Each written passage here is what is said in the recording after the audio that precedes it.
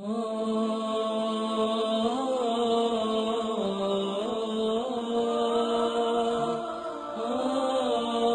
حق کا نام ہے تیرے دل میں ہے علی، ہاں کوئی حق تو نہیں دبایا، کسی یتیم کا مال تو نہیں کھایا، کسی کے پیسے تو نہیں دینے تجھ کو۔ تو کہتا ہے جکڑ بندی ہو گئی کاروبار میں، تیرے پاس کچھ بھی ہو کچھ بیچ، اس کا پیسہ پہلا دے دے جو تیرے پاس روز چکر لگا رہا ہے، اس کو آزاد کر، اللہ تجھے آزاد کر دے گا۔ کیو ٹی وی پہ لکھا ہوا تھا جناب، ایک جملہ لکھا ہوا شکیل بخاری صاحب، لکھا تھا ایک صاحب تھے کہ باہر نکلتا ہوں، کبھی کوئی خوف میں رکھتا ہے، کبھی بل خوف میں رکھتے ہیں، کبھی ٹیکس خوف میں رکھتا ہے، کبھی فلاں چیز خوف میں رکھتی ہے، کبھی یہ چیز خوف میں رکھتی ہے، کبھی کاروبار میں بدماش چلے آتے ہیں۔ خدا کی قسم فقیر نے ایک جملہ کہا، کہنے لگا اللہ کہتا ہے جن کا تو وارث ہے اپنے گھر میں ان کو حالت خوف میں نہ رکھ، ورنہ اللہ تجھے باہر حالت خوف میں رکھے گا۔ خدا کی قسم یہ میں معجزہ دے رہا ہوں، گھر میں جانا اپنے جو جسٹ میرڈ ہیں، جن کی بیویاں ہیں، آج مولا علی کی محفل کے صدقے میں جو مولا علی کا پیغام ہے وہ دینا چاہتا ہوں میں۔ تم گھر جانا اور اپنی زوجہ سے صرف ایک لفظ کہنا کہ اگر کبھی تجھے زندگی میں میری کوئی بات بری لگی ہو تو آج بھی فاطمہ الزہرا سلام اللہ علیہ کے صدقے میں مجھے معاف کر دے، اور میں کوشش کروں گا کہ میں غصہ نہ کروں تاکہ باہر والے مجھ پہ غصہ نہ کریں۔ کل کا سورج نکلے اس سید کی زبان یاد رکھنا، دنیا مہربان ہو جائے گی حق پر، خوف ہٹ جائیں گے دل سے۔ جن کا تو وارث ہے ان کو حالت خوف میں رکھے گا تو جو تیرا وارث ہے تجھ کو ہلکا سا ٹچ تو دے گا نا، پھر بھی وہ بڑا رحیم ہے، پھر بھی بڑا رحمان و رحیم ہے۔ اور جو میرے بچے یہاں بیٹھے ہیں، بہت دور دور سے چھوٹے چھوٹے بچے آئے ہیں، اچھا کیا لینے آئے ہو؟ خیبر سننے؟ مولوی صاحب سنائیں گے۔ خندق سننے؟ وہ بھی مولوی صاحب سنائیں گے تم کو۔ میں تو بیٹا یہ بتا رہا ہوں کہ تمہارے باپ کے بال اب سفید ہونا شروع ہو گئے، چشمہ لگ گیا ہے بیٹا، تمہارا اسکول نہ جانا ان کے کلیجے کو کاٹ دیتا ہے، تمہارا کاروبار میں دلچسپی نہ لینا جو اتنی تنکا تنکا کر کے تمہارے باپ نے ایک سواری بنائی ہے، تم دیکھتے نہیں ہو کہ گھنٹوں یہ اکیلا بیٹھا کیا سوچتا رہتا ہے؟ تم سمجھتے ہو ٹی وی دیکھ رہا ہے، خدا کی قسم ٹی وی نہیں دیکھ رہا ہوتا، یہ یہی سوچ رہا ہوتا ہے کہ پتہ نہیں ہم میرے یہ 3 بیٹے ہیں 2 بیٹے ہیں، اللہ میرے کاروبار کو سنبھال لے، میری عزت کو سنبھال لے۔ تو میرے بچوں جہاں جہاں مولا علی کے اس میں تم لوگ آئے ہو، وفادار ہو جاؤ اپنے ماں باپ کے، اس سے پہلے کہ وقت تمہارا گزر جائے، اس سے پہلے کہ تمہاری اولاد ہو جائے۔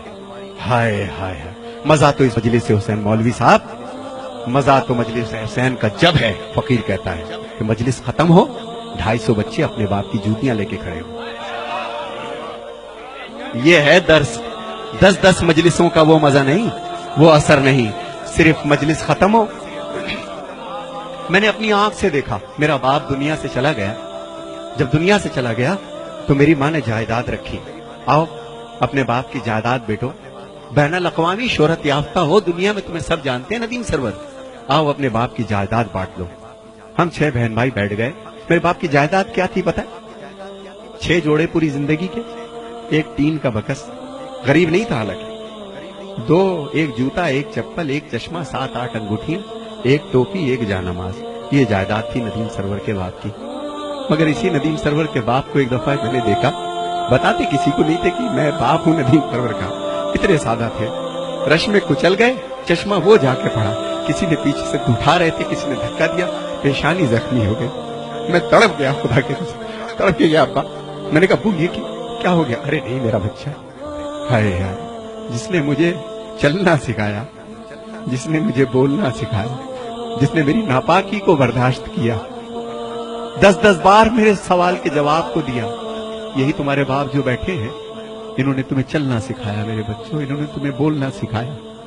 ماں کے اور باپ کے اب بدن میں وہ طاقت نہیں رہی، شادی ہو گئی تمہاری، اپنے کمرے میں جانے سے پہلے کم سے کم اگر تمہارے پاس وقت ہے تو 1 گھنٹہ اپنے ماں باپ کے پاس بیٹھو، یہ تمہارا انتظار کرتے ہیں، تم کچھ بھی کر لو یہ تمہارے لیے دعا کریں گے، دعا کریں گے۔ شادی ہو گئی، تم گھر میں آئے سیدھے اپنے کمرے میں، تمہیں نئی زندگی مل گئی، مگر وہ آنکھیں، ہائے ہائے، وہ آنکھیں اوڑھتی خود تو بوسیدہ لباسوں کے کفن اور چاہتوں کے پیرہن تم کو پہناتی ہے ماں، ہائے ہائے ہائے ہائے، پہلے بچے کو کھلاتی ہے بڑے ہی شوق سے، بعد میں جو کچھ بچے وہ شوق سے کھاتی ہے ماں.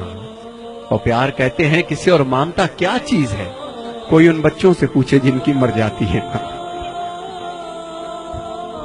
خدا تمہارے ماں باپ کو قائم رکھے. میرے بچوں, چاہتے ہو تمہیں علی مل جائے, چاہتے ہو تمہیں حسین مل جائے؟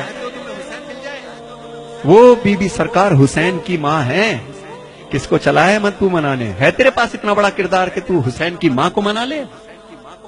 اس کی جو کنیز تیرے گھر میں ہے نا, تیری ماں, پہلے اس کو منا. پہلے اس کو راضی کر, پھر تیری بی بی راضی ہوگی. خدا کی قسم اس علی کو منانے چلا ہے. ہائے ہائے, یہ غلام جو علی کا, جس نے تجھے چلنا بولنا سکھایا, پہلے اس کو سکھا. تو میرے بچوں, یہ مت سمجھنا تم جتنے یہاں بیٹھے ہو کہ تم چل رہے ہو پھر رہے ہو, تمہارے باپ بے وقوف ہے. نہیں, زندگی گزاری, سب جانتے ہیں کہ تمہارے تیز قدم کس چیز کی نشاندہی ہے.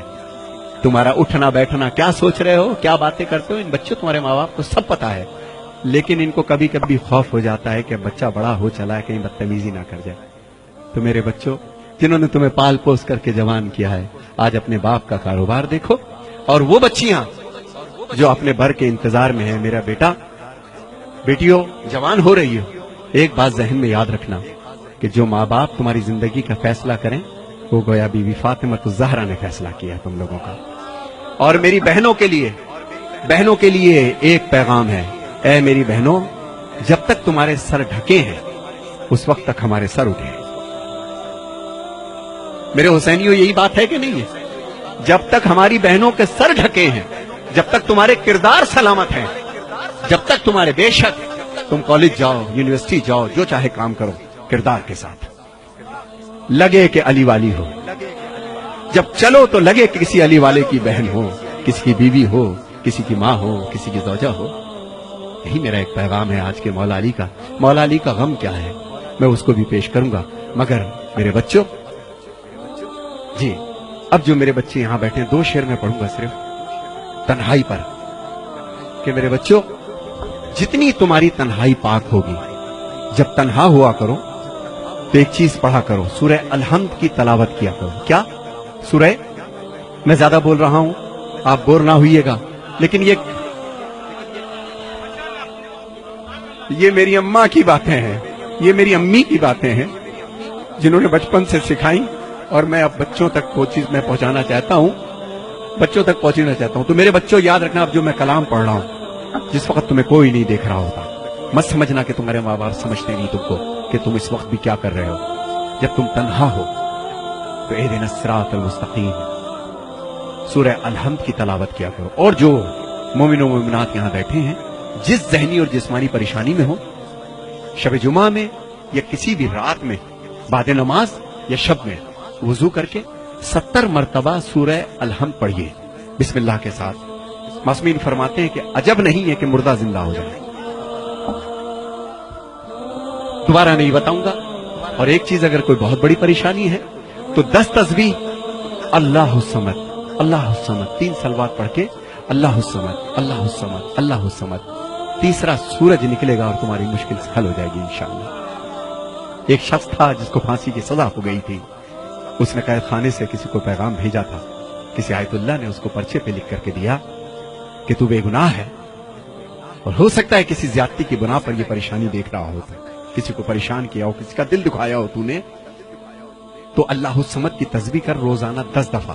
اور دوران تسبیح اگر تو 4 دفعہ کرے اور بیچ میں سے کٹ ہو جائے کسی وجہ سے, تو باقی 6 بعد میں کر لو. 10 اس کو مکمل کرو, روز کرو, انشاءاللہ 3 دن میں تمہارے مسئلے کا حل آئے گا. اللہ